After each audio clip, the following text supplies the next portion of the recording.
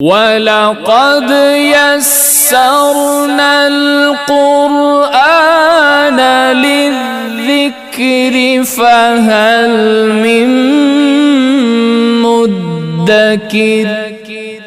اللہ تعالیٰ نے آدم کو پیدا کیا، آدم سے حوا کو پیدا کیا، اور پھر یہ آگے سلسلہ مخلوق چلا دیا۔ کیسے ہے؟ آدم کو اللہ نے پیدا کیا مٹی سے، اور حوا کو پیدا کیا پسلی سے۔ پہلی بات تو یہ ہے کہ یہ دونوں ہی جو تخلیق ہیں یہ روٹین سے ہٹکے ہیں۔ روٹین کیا ہے؟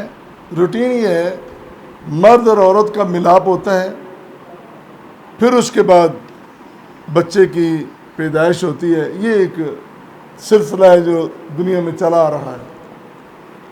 لیکن کچھ ولادتیں ہیں روٹین سے ہٹ کر ہوئی۔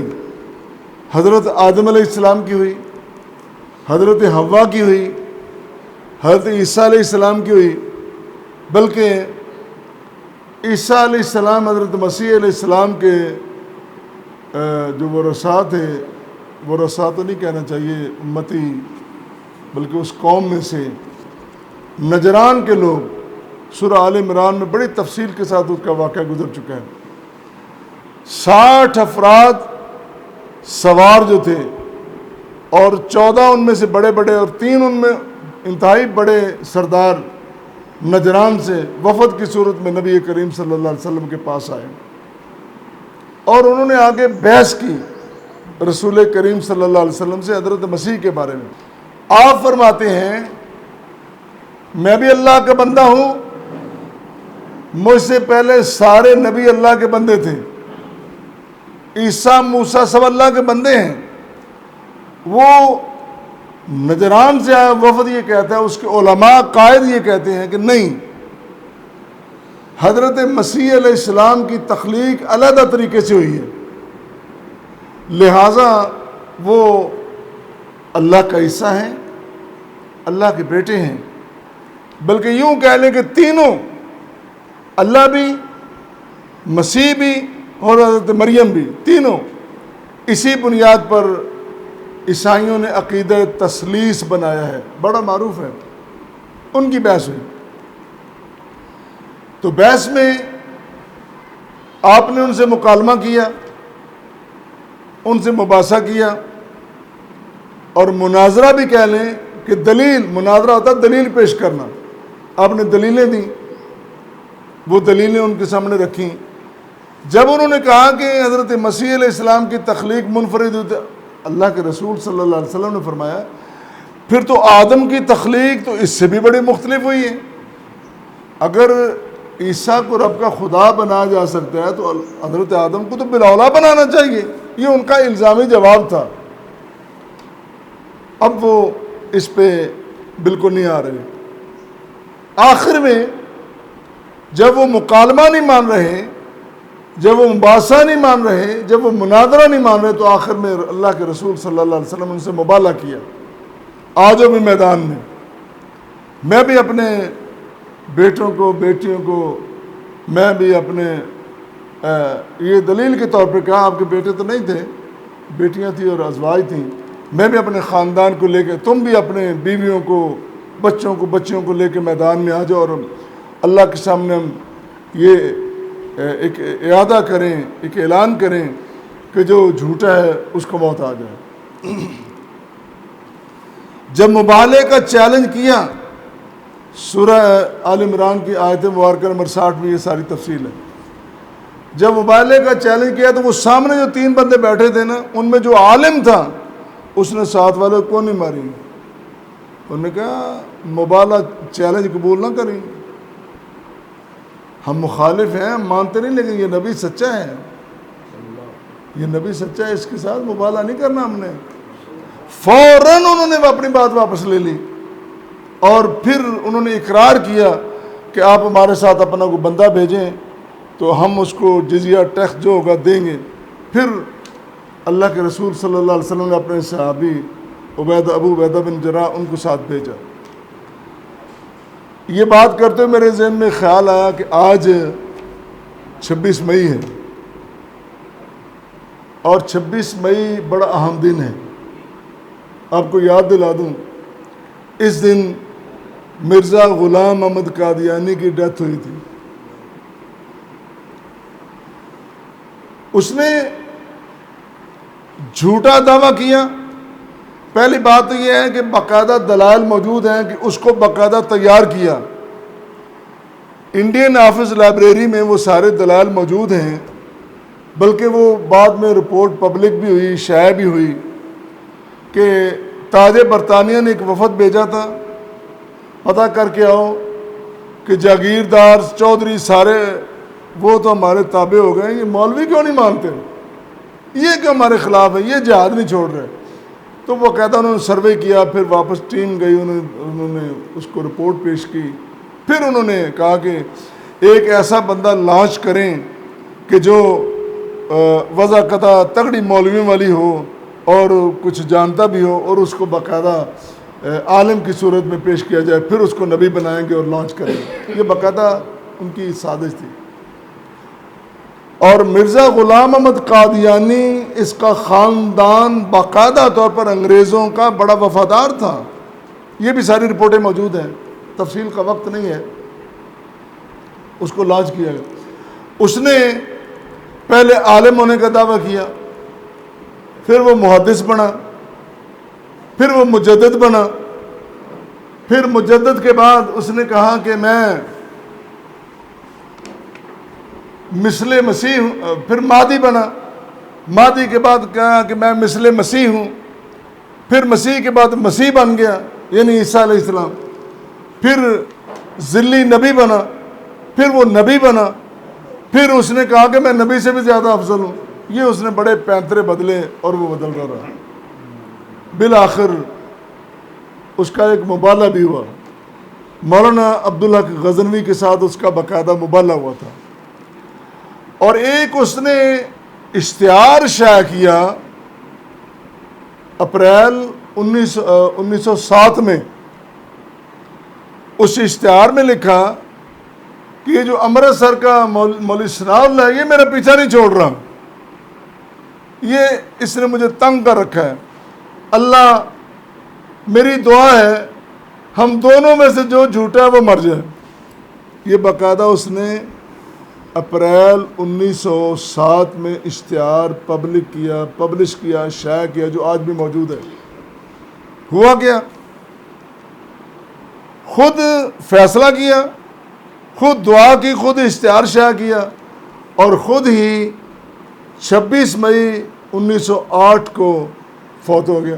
جو اسہال کے ساتھ اس کو وہ بیماری جو پیچش وغیرہ لگے ہوئے تھے، اور لاہور میں ایک باقاعدہ بیت الخلاء میں اس کی ڈیتھ ہوئی، بڑی عبرتناک اس کی ڈیتھ ہوئی۔ اور جس کے بارے میں اشتہار شائع کیا تھا مولانا ثناء اللہ امرتسری، وہ 1907 سے لے کر 1948 تک زندہ رہے اور سرگودہ میں ان کی وفات ہوئی۔ تو یہ میں تھوڑا سا بیک گراؤنڈ بتایا، یہ بڑی تفصیلات طلب یہ باتیں ہیں۔ تو آج وہ 26 مئی اور مبالغہ کی بات کرتے ہوئے میرے ذہن میں آ گئی، تو پھر میں پلٹتا ہوں اپنی بات کی طرف۔ جو کر رہا تھا وہ یہ ہے، آدم علیہ السلام کو اللہ نے مٹی سے پیدا کیا، اور حوا کو آدم کی بائیں جانب کی پسلی سے، سجی ہوئی نہیں کھبی جو، اور پھر ہاں جی پچھلی سائڈ دل اگے ہوتا ہے، پسلی پیچھے ہوتی ہے۔ تو باقاعدہ طبری نے بیان کیا ہے کہ حوا کو آدم کی ان کے پچھلے جانب جو پسلی ہے اس سے پیدا کیا، اور جب آدم سوئے ہوئے تھے اللہ نے اس وقت اس کا آپریشن کیا جب وہ سوئے ہوئے تھے۔ جب سو کے اٹھے نا، بندہ اٹھتا ہے نا، کھپے پاسے دیکھا ہوا بیٹھی ہوئی تھی، اور بندہ اچانک دیکھتا ہے نا کسی کو تو پریشان ہوتا ہے۔ آدم پریشان نہیں ہوئے، بڑے مانوس نظروں سے دیکھا۔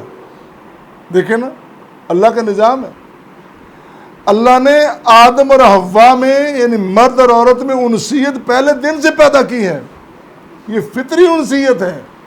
رغبت، اگر رغبت نہیں ہوگی، اگر انسیت نہیں ہوگی، محبت مودت نہیں ہوگی تو آگے نظام کیسے چلے گا؟ بڑی پیار بھری اور انسیت بھری نظروں سے آدم علیہ السلام نے ان کی طرف دیکھا. یہ آغاز ہے. ایک صحیح حدیث ہے، رسول کریم صلی اللہ علیہ وسلم نے فرمایا کہ فَإِنَّ الْمَرْأَةَ خُلِقَتْ مِنْ ذِلٍ، عورت کو پسلی سے پیدا کیا گیا. اور پھر فرمایا وَإِنَّ أَعْوَجَ شَيْءٍ فِي الظِّلِ أَعْلَى، تو پسلی میں جو انتہائی ٹیڑھا حصہ ہوتا ہے نا، وہ ہوتا ہے اوپر کا حصہ. اس طرح ہوتی ہے نا، اوپر کے ٹیڑھے سے. نبی کریم صلی اللہ علیہ وسلم نے ایک ایک بات واضح کر دی کہ تاکہ کل امت جھگڑے نہ کرے. لیکن امت کے جھگڑے ختم ہی نہیں ہو رہے، وہ تو بڑھتے ہی جا رہے ہیں. پھر فرمایا، یہ بات فرما کے کہ پسلی سے پیدا کیا گیا، اور بائیں جانب کی پسلی اوپر والے حصے سے جو زیادہ ٹیڑھا ہوتا ہے. پھر کیا فرمایا؟ فرمایا فَإِن ذَهَبْتَ تُقِيمُهُ كَسَرْتَهُ، اگر تو اسے سیدھا کرنے کی کوشش کرے گا تو توڑ بیٹھے گا. سیدھا نہ کریں.